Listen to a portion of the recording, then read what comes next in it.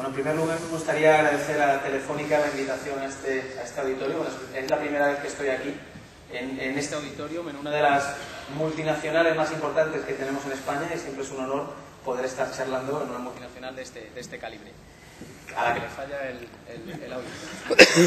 Curiosamente, ¿se oye o no se oye? No. Yo pensaba hacerlo moviendo y contando unas cosas muy divertidas que requerían mucha gesticulación. Ahora, estamos. Y parece ser que va a funcionar. Bueno, pues hoy... Bueno, se ha ido. ¿Se oye o no se oye? Sí, por favor, ahí, atrás. Venga, venga. A trabajar. ¿Ahora? ¿Hola? Atención. No, es que no me quiero subir al atril. Quiero evitarlo. Quiero evitar subirme al atril. No me siento cómodo ahí arriba. Soy muy bajito y se me ve nada más que la cabeza. Y entonces es muy complicado porque no puedo transmitir lo que llevo dentro. Algo está cambiando en este momento y eso es evidente, todos lo sabemos. Estamos en un periodo de crisis posiblemente sin precedentes, brutal, y es posiblemente el momento en el que estamos... Está certificado. Bueno, pues como decía, estamos en un momento en el que a lo que nos gustaría a todos dedicarnos es a centrarnos a nuestro propio negocio.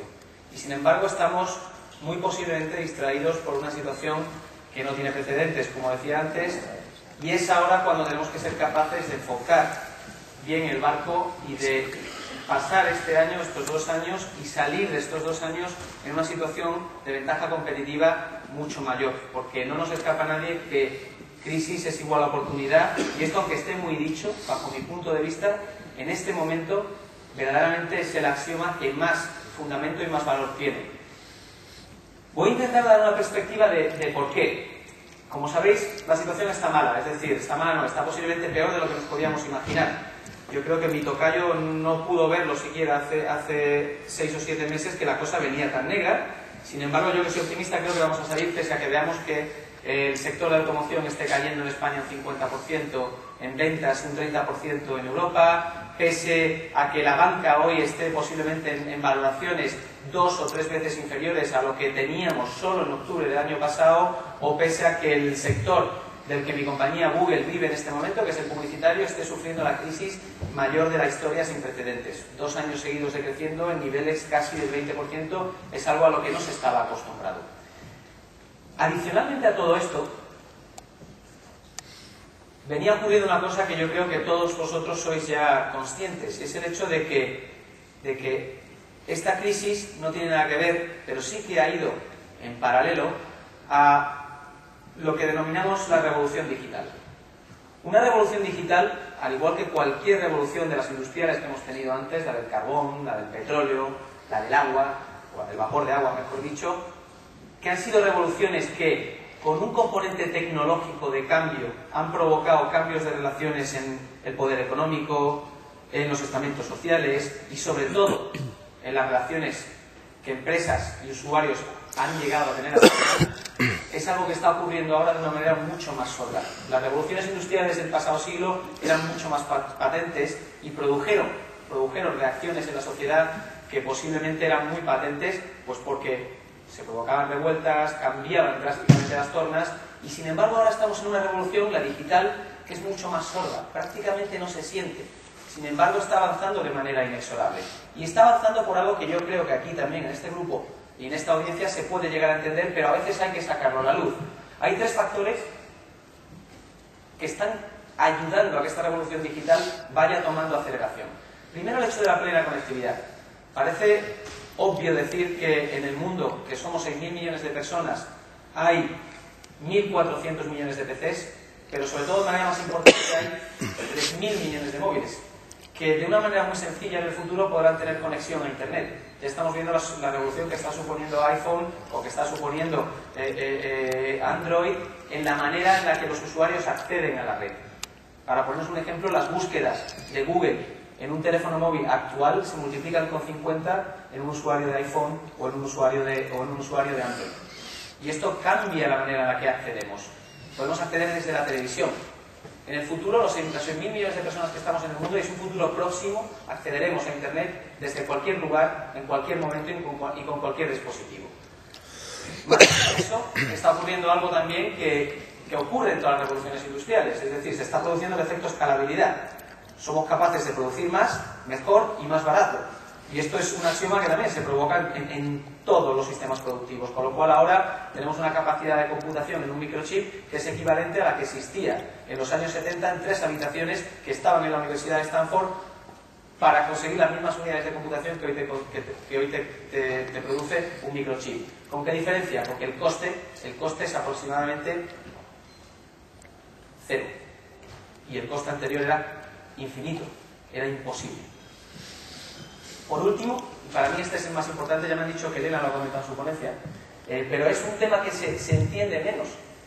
Y es el tema en el que vamos a centrar posiblemente el mensaje principal de la ponencia de hoy. Los costes de almacenamiento en el espacio virtual se reducen a la mitad cada año. Es decir, si esto sigue así, en el año 2019 seremos capaces de, en un iPod o en un dispositivo tan pequeño como este Clicker, tener toda la información que hay en el mundo. Sea audiovisual, sea solamente de audio, sea escrita. Es decir, imaginaos poder ver todos los vídeos, escuchar todas las canciones que en ese momento estén en el mundo. Y eso es un coste muy barato. Hacia eso nos movemos. Eso tiene implicaciones brutales, porque estamos hablando de que el mundo empieza a ser virtual, se mueve en Internet y además son unos costes bastante competitivos. Con lo cual, las barreras tradicionales que teníamos todos para la entrada en este entorno están desapareciendo. Obviamente la ayuda de las compañías de telecomunicaciones con mejoras continuas de la banda ancha, la competitividad que está teniendo lugar tanto en el móvil como en la telefonía fija, ayudan a que las barreras de entrada también sean más bajas. En definitiva, ¿y qué? ¿Y esto qué pasa? Porque al final voy a contaros la película de qué 5 cosas están cambiando desde el punto de vista del consumidor. Yo soy consciente de que estoy hablando de empresas hoy. Y vamos a poner también el ámbito de la empresa muy cerca del consumidor. Pero creo que es muy importante que entendamos que desde el punto de vista del consumidor algo está cambiando de manera muy clara. Entender a nuestro consumidor es entender el final de la cadena de valor, aunque estemos en negocios B2B. Y entender cómo está cambiando esto es muy importante también para tomar decisiones sobre qué es lo que vamos a hacer en el futuro.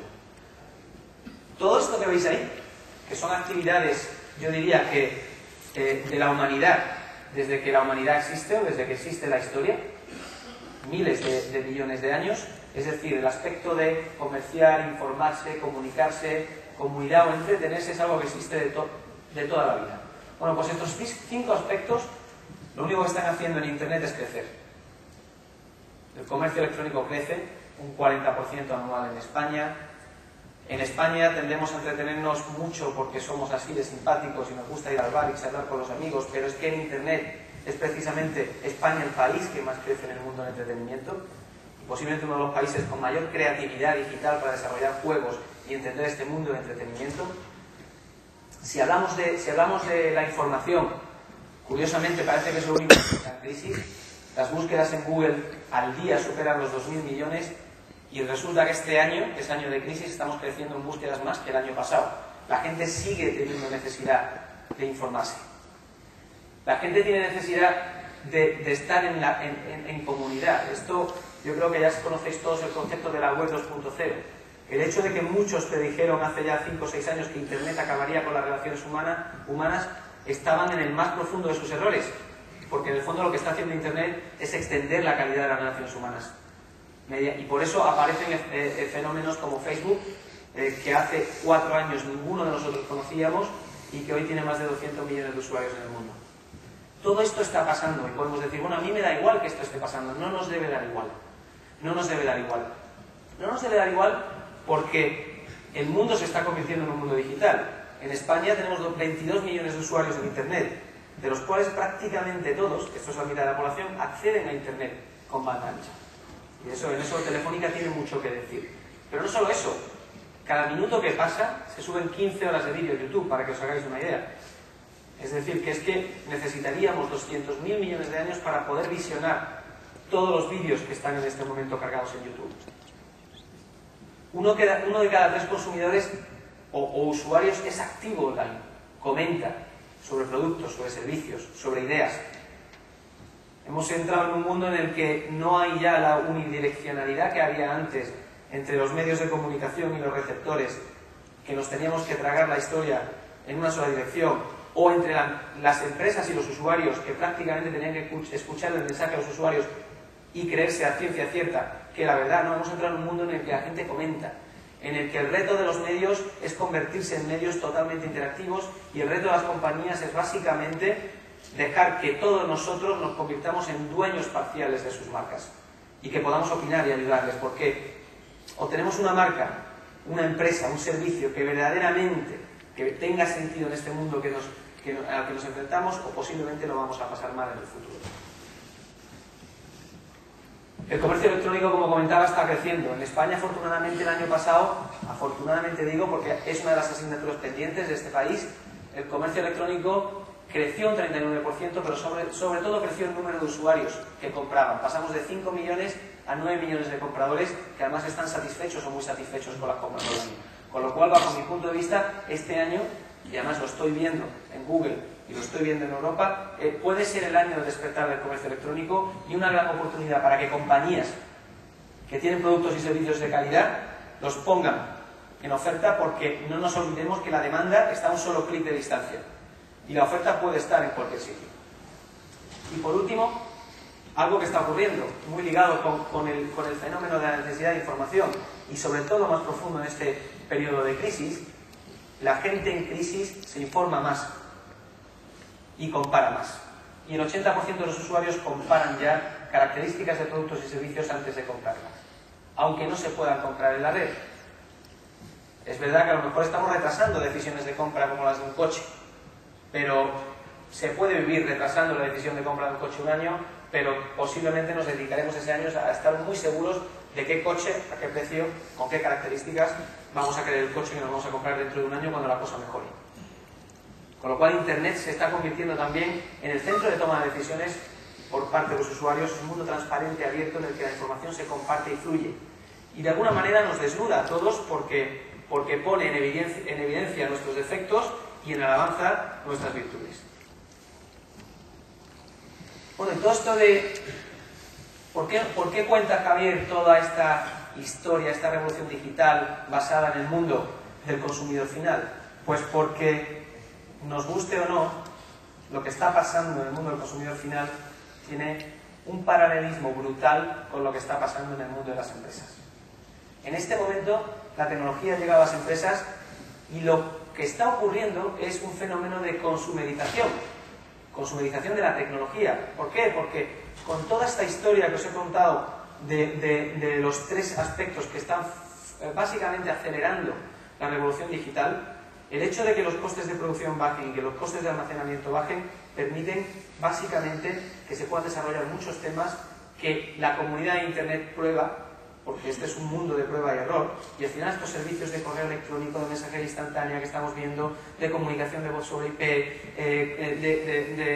de geolocalización, son servicios que prueba casi antes el usuario que la empresa, pero lo prueban mucho y muchos, y el feedback, la retroalimentación que se recibe es muy grande, con lo cual al final resulta que la innovación va casi más rápido en el mundo del consumidor que es lo que tradicionalmente ha sido el mundo de la empresa. Cambia un poco el paradigma de la innovación, cambia el paradigma del product management tradicional en el que todos nos hacíamos el modelo en el que analizábamos la demanda que existía para una potencial necesidad, establecíamos cuál era el precio del servicio, el coste de ese proyecto y el ROI al final. Y en función de si el ROI era atractivo o no, se lanzaba el producto. Esto está cambiando en el mundo de la revolución digital. Es prácticamente un modelo que seguirá existiendo, obviamente, pero en tanto y en cuanto la mayor parte de los servicios que se están dando en Internet tienen un carácter gratuito, se funciona mucho más con prueba y error. Y los sistemas de innovación están basados en ideas que surgen de grupos de ingenieros que están ahí pensando en el usuario y que ponen un proyecto en marcha, la comunidad lo acoge o no lo acoge. Si no lo acoge, muere; si lo acoge, continúa creciendo. Es un poco la filosofía que Google tiene como compañía y con la que nos guiamos. En este sentido, yo creo que es importante resaltar también que en el mundo de las empresas algo está cambiando. Las pymes, que como todos sabéis, representan más del 80% del PIB de nuestro país, que son el motor de nuestro tejido productivo Y yo tengo una gran preocupación porque el tejido productivo, porque soy español, me gustaría que el tejido productivo español fuese más competitivo. Y estoy con ese estado mental y con ese estado de preocupación de que cuando pase esta crisis salgamos en una situación de competitividad mayor. En este momento, si analizamos las pymes entre más de 10 empleados y menos de 10 empleados, la realidad es que, como veis ahí, el 57% de las pymes tiene página web, el 21% de ellas compran por internet y el 10% venden. Cuando hablamos de microempresas, de menos de 10 empleados, la cosa cambia, ahí tenemos que hacer un esfuerzo mayor, pero se están viendo también evoluciones positivas. El hecho de que más de la mitad, por primera vez además el año pasado, tienen acceso a internet, de las cuales además el 92% acceden con banda ancha y un 10% compran, solo un 2% venden, lo cual a mí me preocupa. O sea, creo que la oportunidad, y porque he trabajado, cuando me han hecho la presentación, me han comentado que en los 2 últimos años estuve como vicepresidente de ventas europeo de Yahoo y tuve la suerte de entender cómo está creciendo el comercio electrónico en toda Europa y tengo la sensación de que aquí hay que dar un paso adelante, claramente. Pues ahora os voy a contar mi película, porque hasta ahora os he contado un poco la teoría general y ahora vengo a contar mi película, pero va a ser muy breve, porque no quiero vender productos y servicios Google. Quiero que entendamos lo que va a pasar y vosotros tomaréis la decisión de si esto tiene o no tiene sentido. Es así de sencillo. Como comentábamos antes, los costes de almacenamiento, los costes de producción bajan. Google obviamente ha invertido mucho en el pasado, en los últimos 10 años, en ser capaz de indexar una cantidad de información brutal. ¿Por qué? Pues porque obviamente uno de nuestros servicios fundamentales es el buscador y nos importa mucho dar al usuario los resultados que está buscando. Esto se consigue con velocidad, se consigue con relevancia y se consigue indexando mucha cantidad de información y revisándola en muy poco tiempo. Esto nos ha permitido obviamente entender que hay una ventaja competitiva también en tener estos costes de almacenamiento muy bajos. Como os decía antes, además funcionamos con un sistema de innovación algo distinto a lo que ha venido siendo lo habitual en el siglo XX y principios del siglo XXI. Tenemos un sistema muy abierto, para los que entendéis un poquito esto, es casi 100% código abierto. Gran parte de nuestros productos se abren al mercado para que desarrolladores trabajen sobre ellos y esto hace que tengamos algo que se llama Google Labs, el laboratorio Google, donde se están desarrollando continuamente ideas sobre productos y servicios que se van a lanzar al mercado. Cuando pasan este test, se lanzan al mercado en algo que se nos ha criticado mucho, que es Google siempre lanza productos beta. No es que lancemos productos beta, es que jugamos con una filosofía de prueba y error. Y hasta que el producto no está verdaderamente acabado, no se considera que está acabado, está en prueba y error.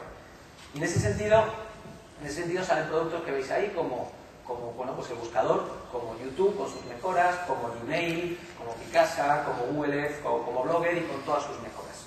Siempre con la filosofía y misión de la compañía que no os voy a contar para no aburriros hoy, porque no es de lo que se trata. El hecho es que estos productos, como contaba antes, tienen o no tienen aceptación por parte del consumidor. Si la tienen, empiezan a sufrir mejoras continuas derivadas de la información que recibimos de nuestros propios usuarios. Y llega el momento en el que resulta que puede llegar a tener sentido para una empresa beneficiarse de este tipo de herramientas por muchas razones, entre otras porque ha sufrido un proceso de innovación más rápido y porque posiblemente los costes asociados a eso, por la escalabilidad, son mucho menores. En ese sentido, esto es lo que se llama Cloud Computing. ¿Cuántos de vosotros habíais oído hablar de esto antes? Del Cloud Computing. Vale, posiblemente, porque es el término más difícil de traducir que hay en el español y lo he dejado en inglés, posiblemente, como sabéis, se produce también siempre el hecho de que se habla mucho de una innovación tecnológica aproximadamente 4 años antes de que el consumidor la adopte. Estamos en ese momento en el que se está hablando de cloud computing, computación en la nube o como queramos definirlo. Básicamente es la idea de que no vamos a necesitar un PC con software residente para desarrollar procesos. Lo barato que va a ser tener información en la red va a permitir no solo tener esa información, sino también tener las aplicaciones que hagan que todos los programas se ejecuten en la red. Con lo cual no vamos a necesitar nuestro ordenador para ejecutar ese tipo de operaciones, ni el móvil, sino que todo se va a poder realizar en red. Y este es el concepto de cloud computing. ¿Cómo funciona?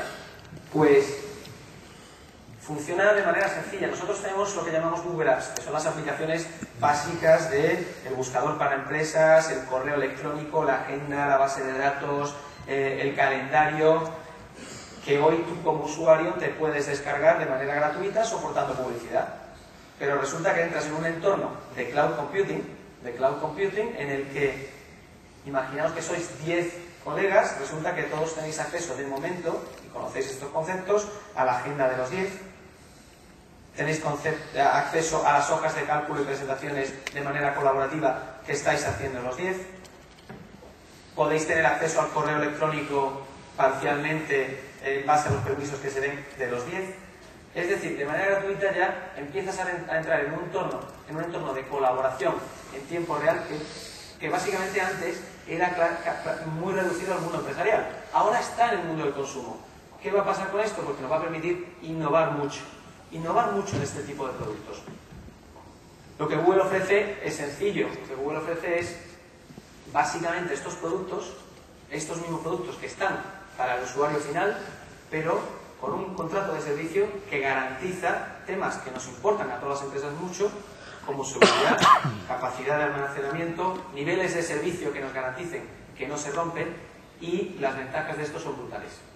Esta es la película que vengo a contar y de la que posiblemente se hablará mucho en el futuro, porque obviamente no es un concepto Google, es un concepto que ya existe, es un concepto que muchas compañías están intentando aplicar, lógicamente, porque no hay que ser muy listo para entender que por aquí van los tiros.